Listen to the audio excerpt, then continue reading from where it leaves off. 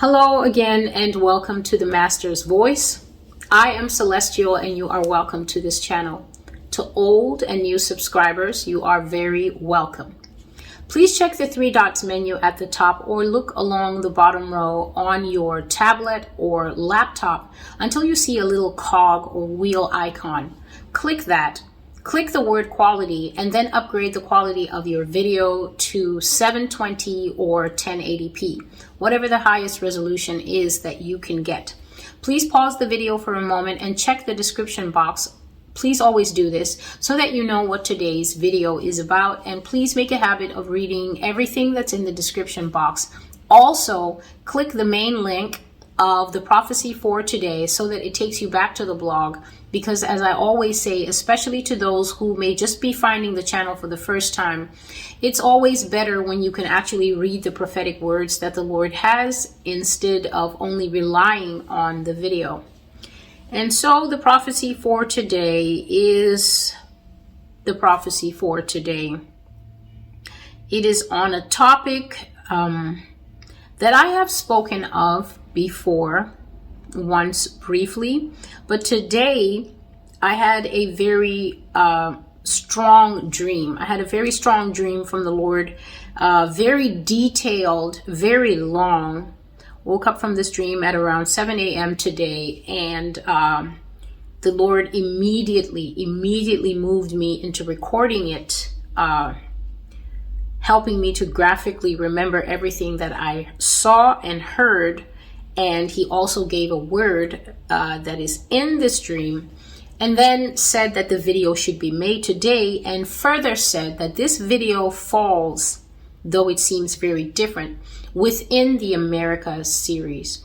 Now, the last video that I made like this is called A Dream of the End of America. And the reason that I included that dream in the America series is because not only was the Lord laying it on my heart very strongly, but people kept asking. They kept asking based on things that they were reading on the blog. And so the Lord moved me into making that dream a video, and it is included in the America series. The America series of prophecies, if you're new to this channel, is prophetic words that I have been receiving from the Lord Jesus Christ since 2012 up until now, 2021. And these are prophecies that focus exclusively on the nation of the United States. People have asked if the Lord gives any prophetic words for other places. Yes, the Lord does, but primarily the bulk, over 95% of the prophetic words that I receive from the Lord involve the United States directly, in terms of showing her history, in terms of showing her behavior patterns, in terms of showing what the Lord has said lies ahead for her, in terms of judgment, according to the fact that the Lord calls this nation Mystery Babylon. Other dreams concerning the United States deal exclusively with America's sin. And so that will be the sin series. And whenever the Lord gives me the go ahead to start that, then I will be moving into that series. But for now, the dream for today, the picture and the name says enough. This dream is titled The Walking Dead. The date is April 23, 2021. The banner scripture is this: "And I will make them eat the flesh of their sons and their daughters, and everyone shall eat the flesh of his neighbor in the siege and in the distress with which their enemies and those who seek their life afflict them." And that's Jeremiah chapter 19 and verse 9. And so I pray that as you hear this dream, I pray that the peace of the Lord will rest upon your heart, because in this dream, the peace of the Lord was with me. Not just the peace of the Lord, but in this dream, the visible presence, the actual presence of the Lord God was with me, Celestial. And I have to say up front, this dream includes very personal aspects about me. This dream includes things that I never leave in the prophecies. I feel that when the dreams show intensely personal things concerning me, that they do not need to be a part of the entire prophetic word for the gist of the prophetic word and for the point of the prophetic word to come across.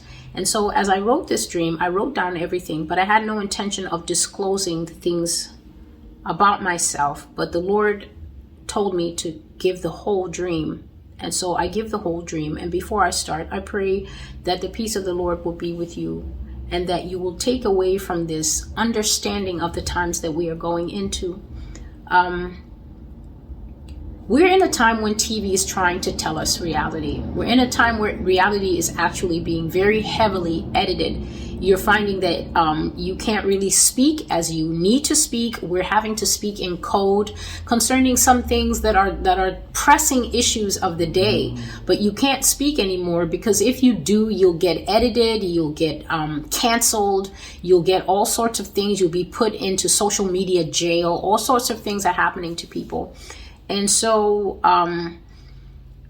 I think it's very important that God is the one who is speaking this matter to us. This is basically something that's very well known in pop culture, but I think it's very telling that God is the one who is bringing biblical perspective, his holy perspective, to show us that these things are real. These things that we see on TV are orchestrated to program us to think that they're not real, but they are real. And so I hope this video will not be too long, but try to stay with it until the end, because this is important. And so I started by saying that I just lived through an entire miniseries of The Walking Dead.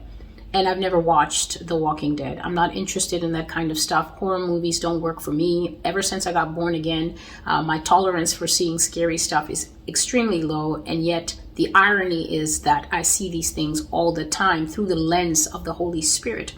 And so after I had this dream, here's the prophetic word that the Lord gave. As soon as I woke up, as soon as I opened my eyes, and I was so glad that I was not actually living in that reality, the Lord said, write it, write it, write it, and tell them what things shall be. These are the things that will come after a time in America, and they shall be the worst possible times this nation has ever experienced. Death will walk the streets, calling their name. This detail is important to know, because the reason death will know them is because it will arise from among them, their loved ones, their children, their spouses, their friends, and their former workmates. The people that formed their daily lives shall follow them and destroy them, and this will be the reality. Make the vision plain. And so the vision that I will be sharing today is about the undead. I didn't see the other countries of the world, but God certainly showed me different snapshots of the United States of America, and they were everywhere. They were everywhere in the United States. They were more concentrated in some places than others. And as the dream progressed, I saw that there were different responses to the undead, but they were all over America, and they were very strong. They overran society. And when I say overran, to overrun something is like when you have a mouse problem or a termite problem or bed bug problem, where the pest is more than the number of normal people on the scene. And so the undead were and are people who are able to move, able to run, able to eat flesh, able to chase and hunt. And yet they are not alive. They're not people. They're not containing the normal life essence that we have from the Heavenly Father. And so this is the truth of the matter. Excuse me, please. Oh, my nose. Sorry. This is the truth of the matter. And I said that this is the truth no matter what anybody thinks about it. So if you're watching this and you're thinking that what I'm talking about is just TV offshoot, I'm not a TV watcher per se. I don't really have free time in my life like that. And I definitely don't spend my time watching zombie movies or anything like that. But you couldn't go anywhere without these people stalking you and killing you. They were extremely successful at killing people. They took over society, and they were predominantly active at night. And so if you were the kind of person who did not quickly catch on to the changes in society, and you didn't do what you had to do during the day, then it was going to be 100% squarely your fault when you got killed at night. If you did not handle what you needed to handle, it was for your own account. What happened to you if you were caught outside after dark? Society had become a ruin, and these are my experiences. The undead were everywhere, and they ate other people. They were never satisfied with what they had to eat. They were constantly hunting, and what they hunted predominantly was us, living people. So in the dream, I saw them fighting, I saw them arguing, I saw them growling and pulling back and forth over whatever carcasses they found. So even if this was a live person, and I've shared that I've seen this before in another dream where they were catching living people and then holding one arm and holding the other, they fought and tore until they tore people in two while living. They were that strong. They possessed serious supernatural strength, and I'll talk more about that later when we come to the fact that I'll talk about it later in the dream. And so they will always fight over whatever they found, whatever carcass, if it was a deer, if it was a person, if it was alive or dead. They were never satisfied with eating flesh. They were fueled by this bottomless hunger for fresh meat and for blood. And so because of this, there was extreme and excessive grief in America, and that's obviously understood because there was extreme and excessive death in America, and this death was directly related to reanimé. Reanimé simply is my way. I, Celestial, just call them reanimé. That's the name I've been calling them for almost 10 years, because the first time that I saw these things in a dream of the Lord was, I think, maybe June 2010. But even if I don't put a month on it, it definitely was in the year 2010, and I've shared that dream before. If there's time, I'll share it. Excuse me. If there's time, I'll share it, but if there's not, I've shared it before in several posts on the blog. So there was a lot of grief. There was extreme grief in America, and that's because there was extreme death in America. Being attacked by reanimé, people who have died and come back to life, reanimated people, became the highest cause of death in the USA. So I don't know what was happening elsewhere in the world. I didn't see any other countries. I squarely saw America's future. And this dream I had was like a movie. It was so real and it was so lifelike that, as I said, when I woke up, I was shocked and I was very grateful to be awake, because I thought that was already my life. I thought that I was already there, that life had started to be like that. And so, daily life and society, I put the dream into headings. I gave the dream headings so that it will be easier for you when you visit the blog and read it. So, daily life and society, God allowed me to see the very worst case scenario of how people will be spending time in the end times. And for many people, this will be how your life comes to an end. Now, I'm not going to say that this is exclusively people who are sinners, or I'm not going to say that the church is going to have to suffer this, but God just showed me that this will be end of life for many people. Being hunted, being scared all the time, being savaged, and being torn to pieces as if by a wild animal. It was a terrible way to die, the way reanimé killed people.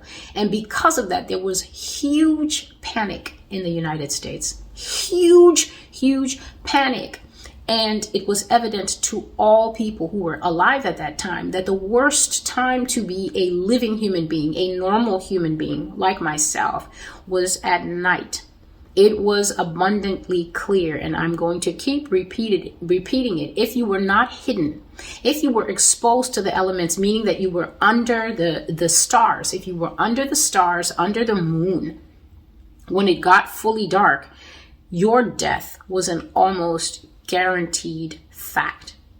It was a 99.999% probability that you would be torn to death by the undead.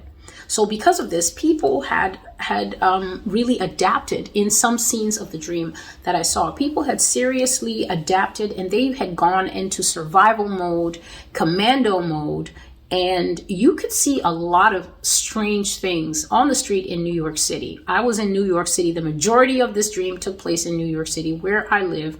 And people had gone into survival mode, warrior mode, because of the pressure of trying to stay alive. So there were a lot of homemade weapons that I saw in the dream. There were a lot of tools that people ordinarily use, let's say in gardening, or a machete, things you use to work on your palm bushes and things like that. A lot of homemade weapons were used. I saw people walking in camouflage paint in the street, and everybody was just doing whatever they could to stay alive. So I saw a man, wearing Rambo style bullets across his body, and he had a very big gun. And this was not even a situation where somebody would say, "Oh, sir, do you have a permit for that?" And the reason is because that there were no policemen, there were no enforcers. So who was going to ask him? And then I saw another man who was in full camo mode. And this is camo mode from the Vietnam times. So this man had a Vietnam style helmet, and it had grass on it, soil on it, dirt on it. And he had coal all over his face.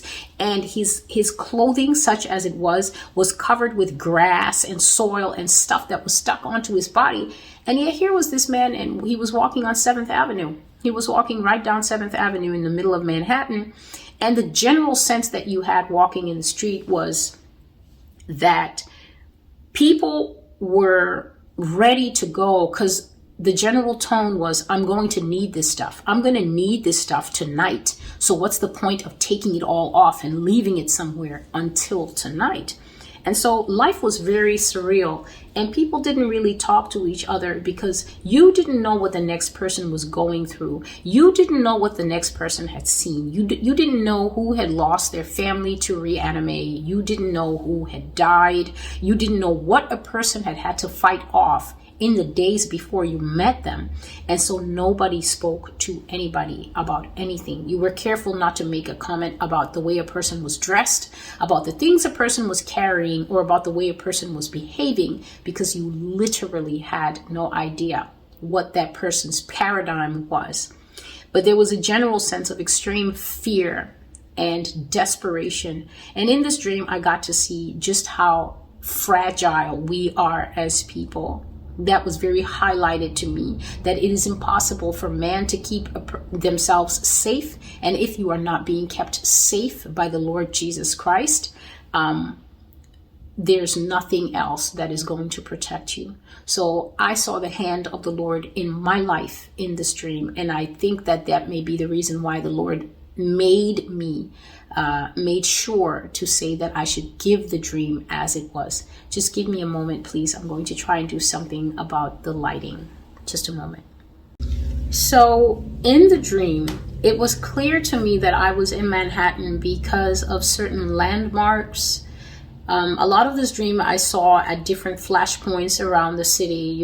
I saw Rockefeller Center because it's so iconic. It's got all the flags of the nations there.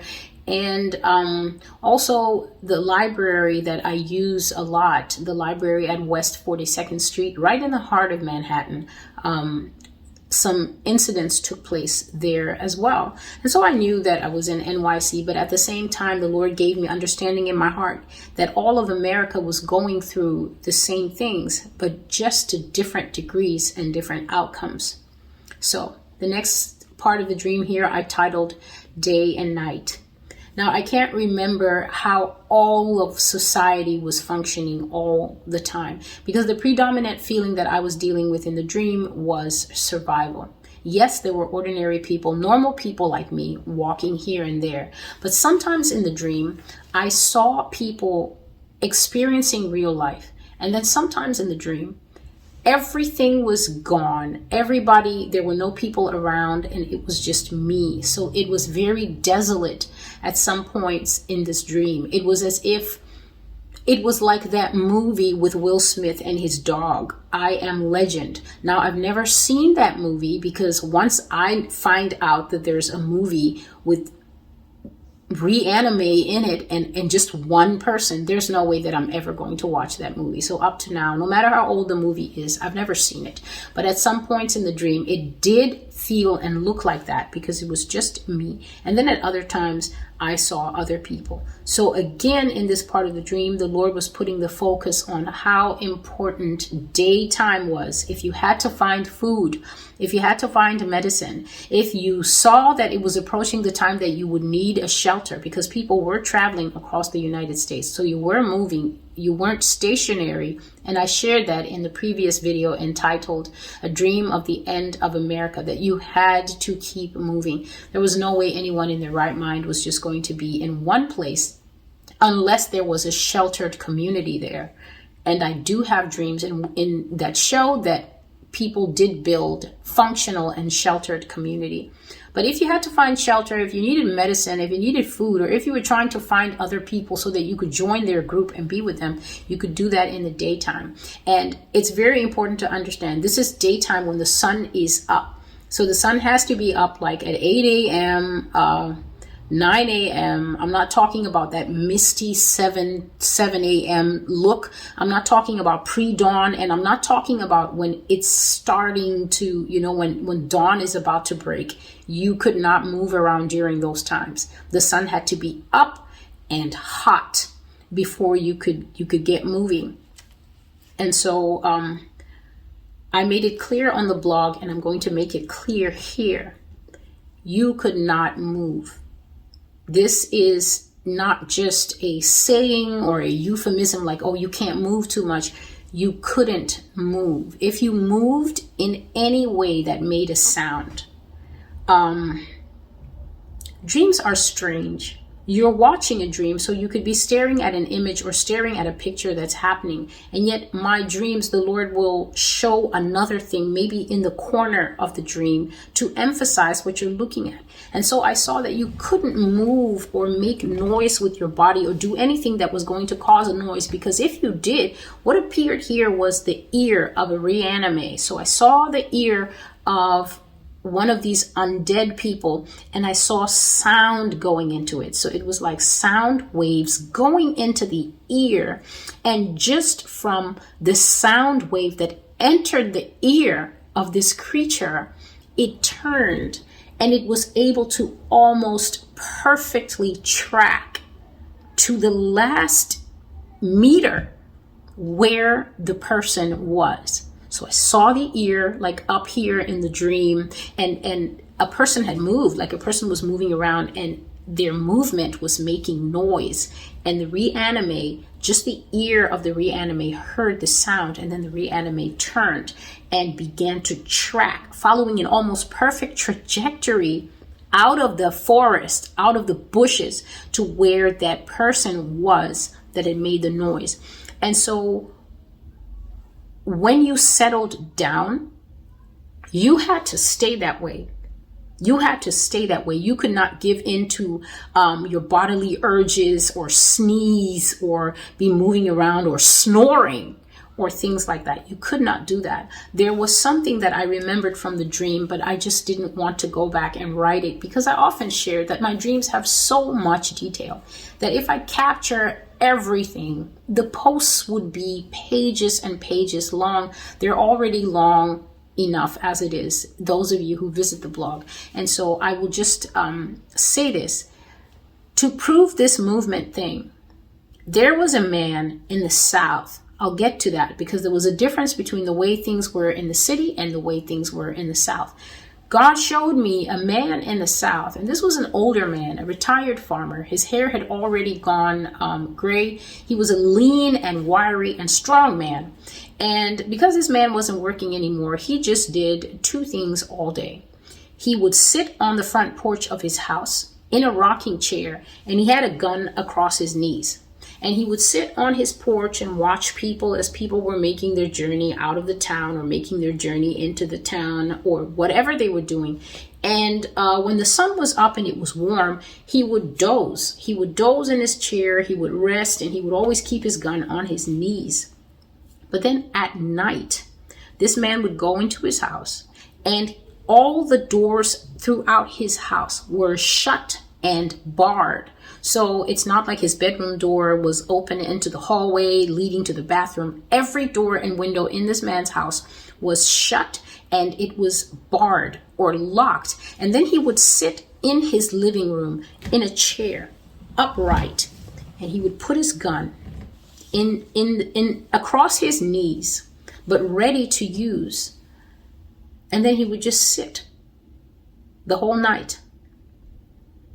I don't know how this old man trained himself like that. Maybe it was just years of waking up at 5 a.m. I don't know what it is, but he didn't move. And God showed me this man as an example of the type of self-denial and discipline that it will take to live, or at least to survive in those times. So I clearly remember that old man, but strong, lean. He would sit all night with his gun, and he wouldn't doze, he wouldn't blink, and he wouldn't be kicking his feet about and making noise.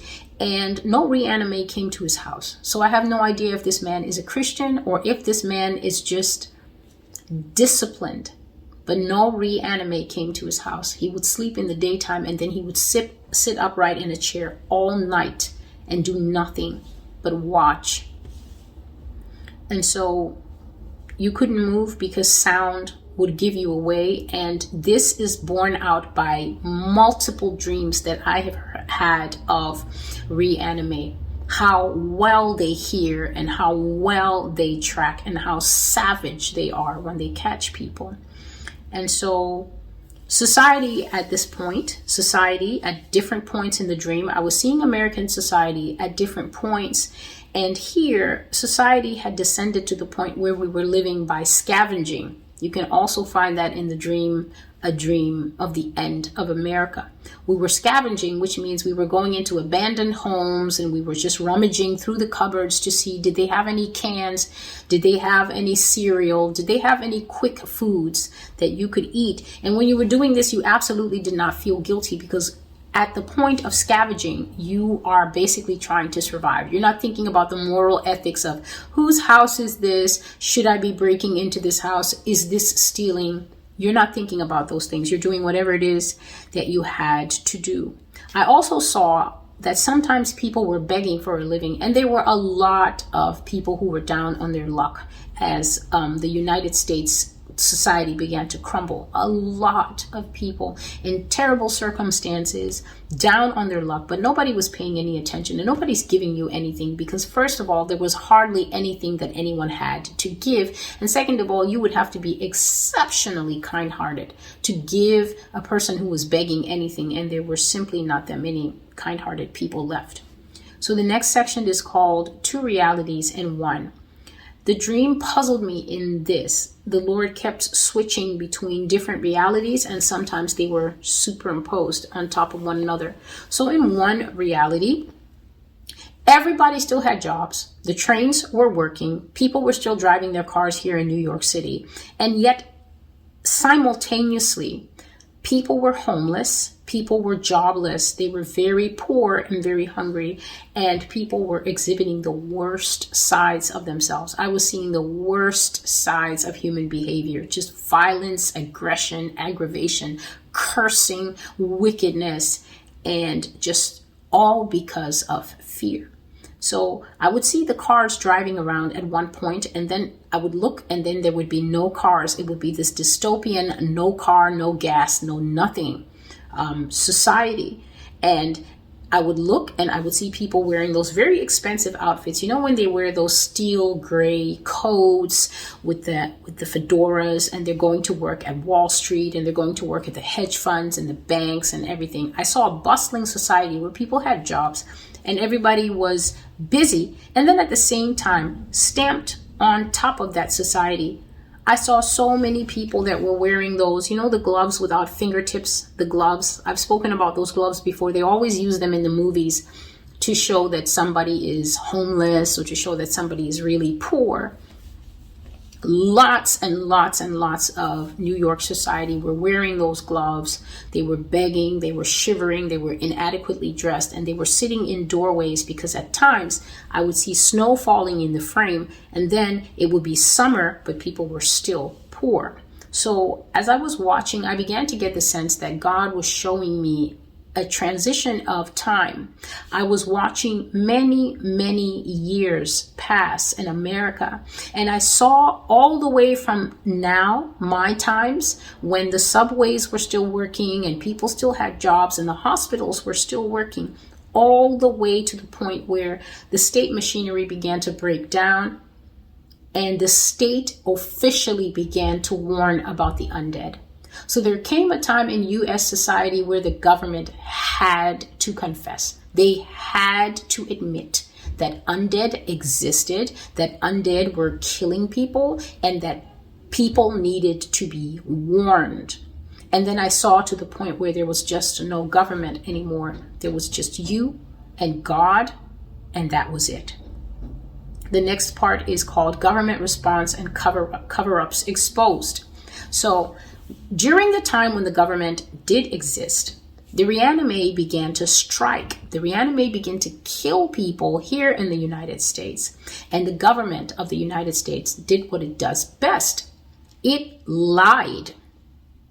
So they tried to say that it was isolated incidents when these bodies began to pop up, and the bodies were savaged right here at the neck. So there was a lot of murders that were taking place, savaged right here at the neck, and sometimes eaten all the way to the chin, all the way to the cheek. I'm sorry for being graphic, but this is what it was. This is what I saw. And the doctors were very shocked. And the doctors were saying, quite frankly, what the truth was, that we can see that other people killed them. But the government was lying, and the government was saying that, no, these are murders by a night stalker, and tonight we're looking for the serial killer in the city of Chicago. But these were just lies. It was just misdirection. The U.S. government accuses the population of misinformation all the time. But the truth is that they are the greatest source of misinformation. And the reason that they're so successful is because they own all the arms of media. They own all the publications. They own everything, or they're in bed. They're in cahoots with the private citizens and the corporations that own everything. And so the greatest misinformation campaigns come from the U.S. government. And in this one, it was no different. They lied and lied and lied to the population that they were being stalked by something human. And the only reason that the tide began to turn is because of what I will talk about next in this section called murders. The tide began to turn because the coroners of the United States and the doctors would not lie. So the government only started to warn and confess about what was happening because the doctors refused to change their medical reports. So the Lord showed me how the coroners in New York were at first so puzzled when the first bodies started to show up. I saw an older man with white hair, and he was shaking his head, and he had his hand to his mouth like this, and he was looking at a body that he had been working on, and he was checking that body and had been checking that body for some time to see if there were signs of a dog or maybe a wild raccoon, or he was even willing to accept a wolf. This is a New York doctor in New York City, not the outlying parts of New York, but the city itself. But he was even willing to consider a dog had torn out the throat of a person's that he was looking at. He was willing to consider that rather than have to admit to himself what his eyes and his expertise were telling him. But later when the police came to him and they asked him, "Hey, doc, what do you think made such a mess of this person?" He said, "It's a person. This was done by a person." And he finally took off the sheet and he showed them all the bite marks that are consistent with our teeth. And the Lord zoomed it in for me. So I was looking as the cops were looking, and I saw the exact kind of bite marks that we make on pieces of pizza and in our burgers. I saw those same marks on the person, and I saw the necks of multiple dead people, their arms, different parts of their bodies, their thighs. I saw our teeth on them. And the doctors were perplexed, but they were also firm. And they said that they would not change their final diagnosis, even if the cops and even if the courts kept asking, "Are you sure?" The doctor said, "It's a person. This is human teeth marks, and that's what's going in my report." So I saw that the reports began to pile up until finally the CDC had to say something and the government had to confess. They warned people and they told them that reanimate do exist, and they told them that they had to take steps to keep themselves safe. And here's the thing. The population didn't respond the way you would think. You would think that they would be enraged and that they would form a mob and they'd want to lynch the government of officials. And indeed, there was that kind of feeling. But for the most part, people took it a lot better than you would expect. And the reason was because so many people had died already that everybody was scared and they just wanted to know what to do to stay safe. So the next part is called description. I saw what the reanimate looked like, and I've seen them multiple times, but I will describe it here. So God had a few of them grouped together, and it was men and it was women, and yes, it was children, teenagers, and other people. They were standing together, and they were standing the way the cast of a movie stands. You know, the way they all stand together, but they weren't standing like that. They were standing the way you would expect zombies to stand. So it was just whatever. And I got to see them up close, and I saw that they really were people. These really were people who used to be people, down to the fact that they had the nose rings and the earrings and the tattoos that they used to have in real life. And this is how I understood very firmly what the Lord has always been showing me, at least now recently, which is that reanimate come from among us. So if you're watching whatever it is and it's telling you, I don't know, that something's going to come from space and turn people that way, or it's going to be something, reanimate will arise from among the current population, the people living now, the humanity living now.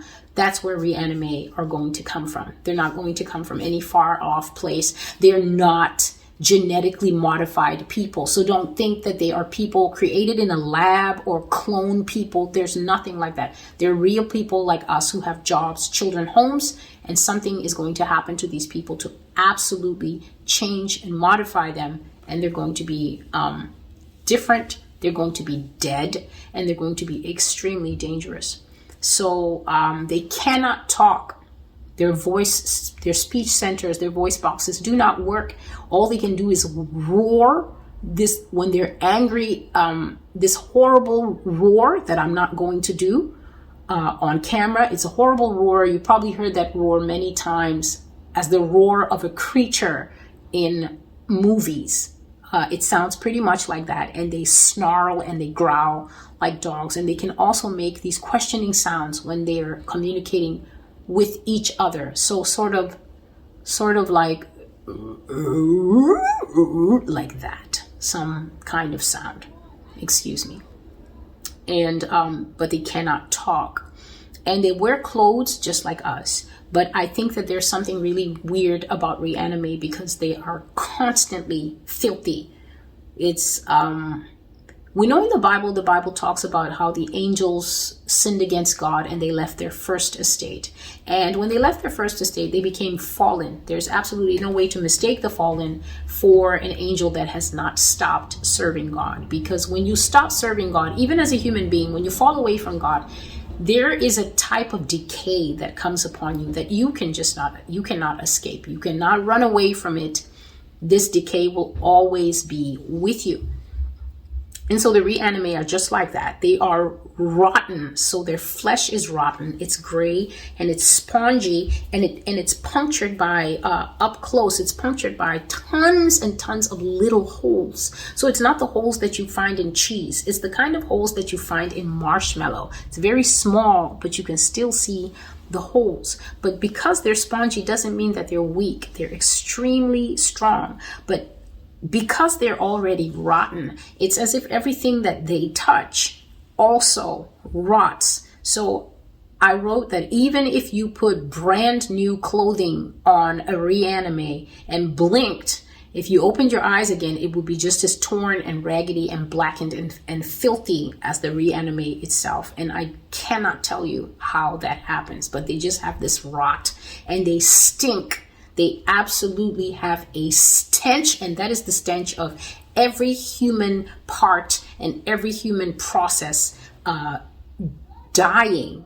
So when we die, we don't smell our best, but because we're in the ground, nobody else gets bothered by it. But these people are alive in a sense that they can move. And so they're above the ground, and you can smell reanimate. Before you see reanimate, you can smell them. And their skin is a little slick. It's a little slick, and they have very huge eye circles. So this is not just a few from, a few nights of not resting. They have huge, almost comical, raccoon-like blackness around their eyes. And their mouths are always bloody because they're always eating. And reanimate are very cunning. I have had dreams where the reanimate tracked me and then smiled at me, which is not funny. They tracked me in the dream, and then when they found me, when the one that was tracking me found me, it smiled. And that's because I knew the person. And if you will go back to what God said in the first paragraph, he said that it is their loved ones, their spouses, their brothers, their sisters, their mothers, fathers, and their own children, their workmates, their former workmates and friends, that will track people down and kill them. And I will just share from that other dream. I've never made a video for it, but the reason they will do it is because of DNA ability. This is what the Lord made me understand, and this was 2 years ago. It was because of DNA ability. The people that you share DNA matter with, when they change in a city of, even if it's a city of 50 million people, even if they live at point A and there's a potential victim at point A and you're all the way at point B or C, a reanimate would be more interested in tracking you at point B or C to kill you there than killing the person who's right nearby. It doesn't matter where you are or how far you are. They will be more interested in finding you, and they will be very able to hunt you because of shared DNA matter, brother, sister, or husband tracking son or wife tracking daughter, that kind of thing.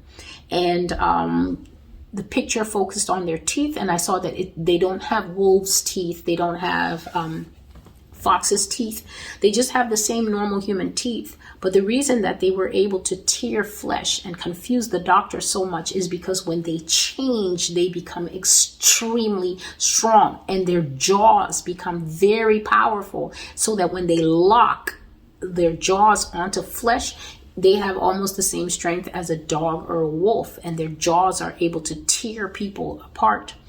And so we're almost at the end. The next part is called Other Places. So I saw in the Midwest and I saw in the South that they also had the undead. They also had reanimate, but their response was so different from the cities. So the first thing that alerted these people, it's not so much murders, is that they started to notice that their cattle and their sheep were either going missing completely, or they were finding them in the pasture torn. So the flesh was torn, the throat was torn, the guts were torn. And these people knew right away that animals were not doing this. Why? Because they've been farming all their lives. They've been dealing with wild predators all their lives. And so they know what a wolf or bear bite, or even a mountain lion, they know what it looks like. And so they knew that this wasn't animals, but they would still take the animal to the vet, and the vet would quickly confirm and go, nope, this is not a bear, this is not a mountain lion.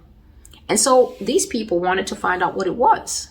And so they would lay in wait in the dark, and they soon found out what it was. But they fought back in those areas. I saw that the people in the rural areas fought back against the reanimate, and they did not die of it as much as the people in the city. So God didn't show me in detail, but I had these impressions. So in a dream, an impression is not a clear picture. It's almost sort of like a shadowy image and also a feeling at the same time. Blended. And so I saw that they had pitchforks, they had sharp tools and things like that. They had guns, and they also had fire on sticks. So I saw a lot of fire on sticks, and they went out, and they actually went out with pots and pans.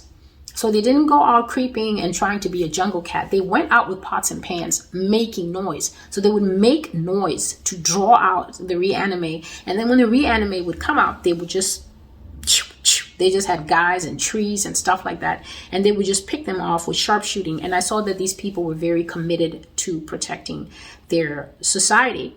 And the Lord showed me a second picture. So I saw a second picture like a cast, and it was men in the Midwest and the South. And I saw guys with cowboy hats, guys with baseball hats, guys with bandanas. And I said that these men, yes, these men basically, what you would call them here in America is patriot men. And they were also staring straight at the camera at me, tall, short, blonde, dark, and everybody had a gun. So in these areas, every man was carrying his gun of preference, the gun that he was best with, his gun of choice. Their women had guns, and their communities were armed, and they did not die quietly from the reanimate, but they fought back. And that is the bulk of the dream. Except now we come to the part that I spoke about, which is my personal experiences. And like I said, I always edit out my personal experiences for the obvious reason that they are my personal experience. I don't usually feel that the things that God shows me about me personally have anything to do with the Master's voice. That's just between me and God.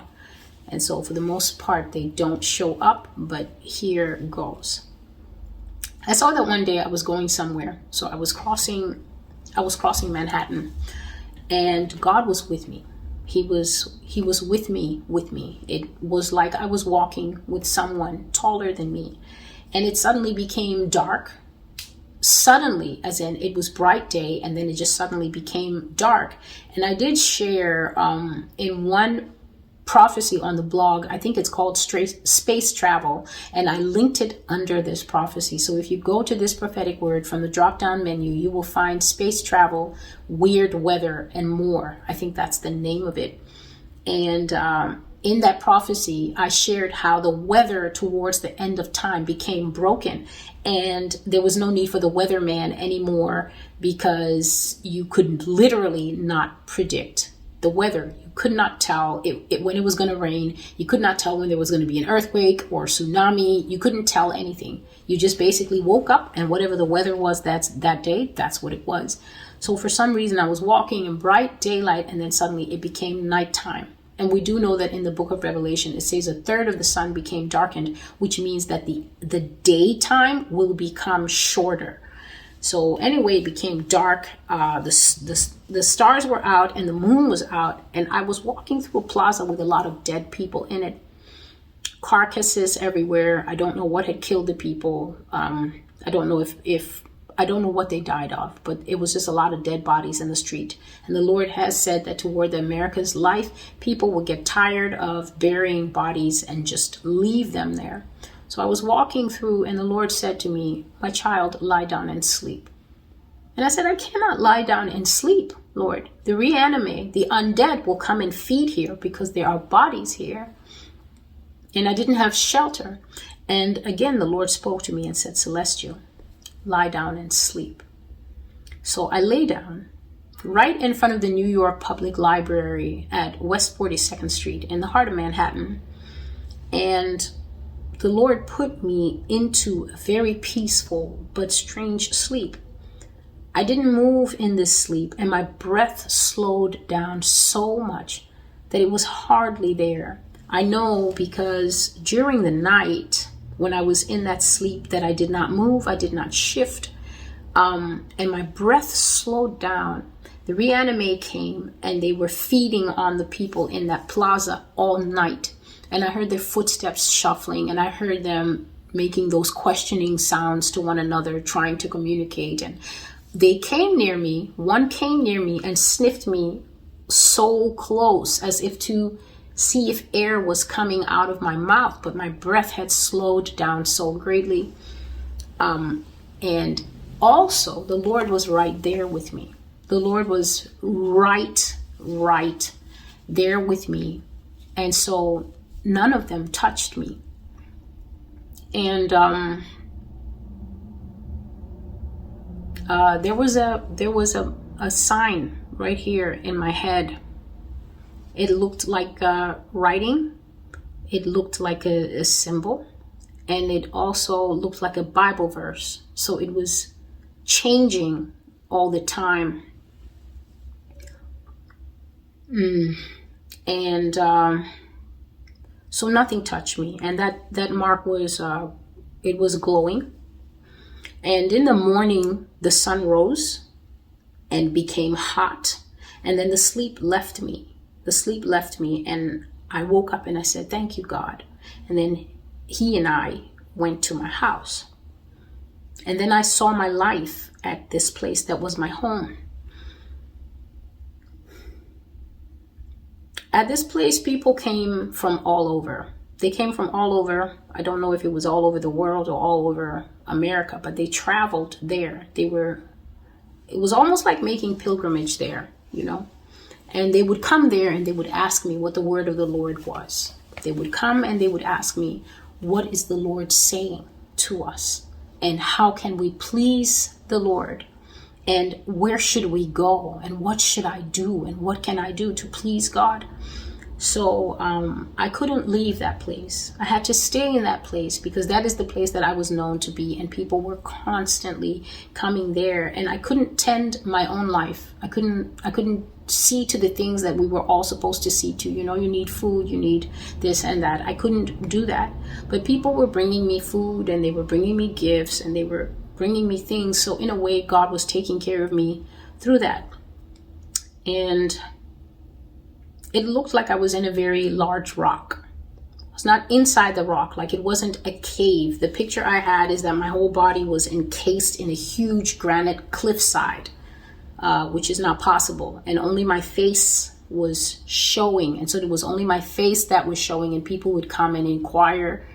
And there is something in the Bible like that. It says that often of the Lord's prophets, that people would journey to a certain place. And in the Bible, the way it's written is they would come to inquire at the face of the Lord. And of course, it wasn't actually the face of the Lord. It was Moses, or it was Samuel, or it was whoever it was. But I was encased in a huge gray rocky cliff, and only my face was visible. And that is how the picture appeared at one point. And people would come and they would speak to my face and ask me things, and then I would prophesy to them. And I did this from the dawn until it was getting dark, and I was tired, and then they would go. And then that night, every night, the sleep of the Lord would come on me, and I would sleep, and someone would sit there and watch over me all night.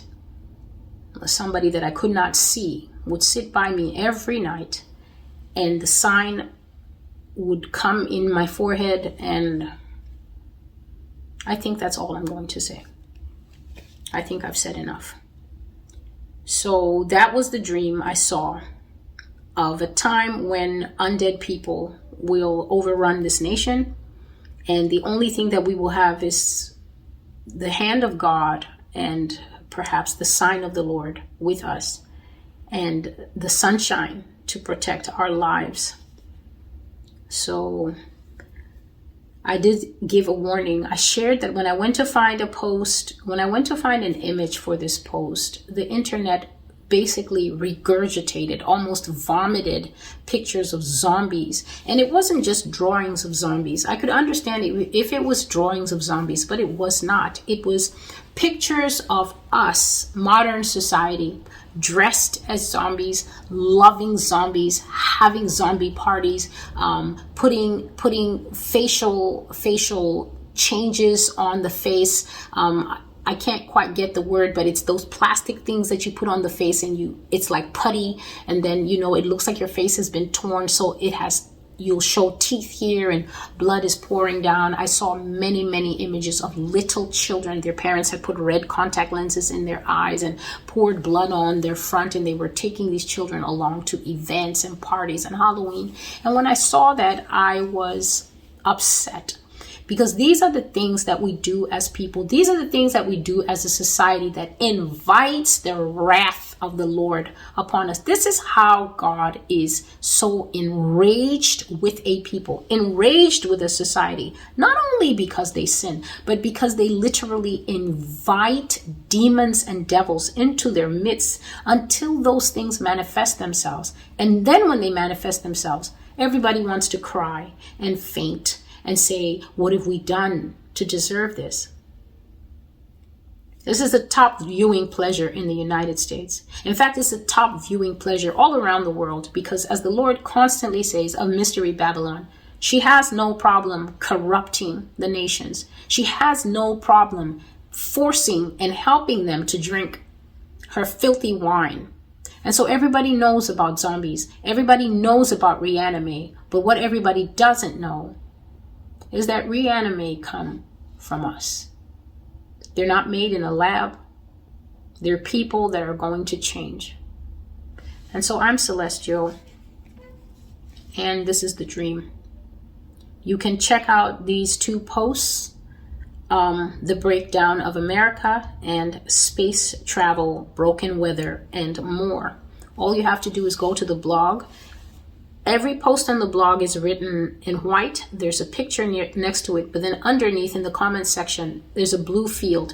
Underneath the comments, there's a small box. That's the search box. Simply put in the title of the message you're looking for and then hit enter on your phone or your device, and it'll come up, and then you can read it for yourself.